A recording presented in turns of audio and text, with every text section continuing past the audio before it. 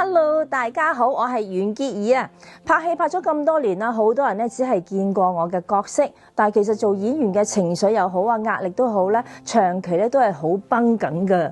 我嘅失眠問題咧已經困擾咗我好幾年啦，唔係話完全又瞓唔着嘅，只係咧即係入睡入得慢啦，好容易醒啦。我都曾經猶豫過我自己係咪要繼續調理咧嚇，因為之前咧我試過好多唔同嘅方法，效果咧真係咧參差不齊嘅。真正令我願意咁樣去體驗嘅咧，就係怡生道智能生命能量系統啦。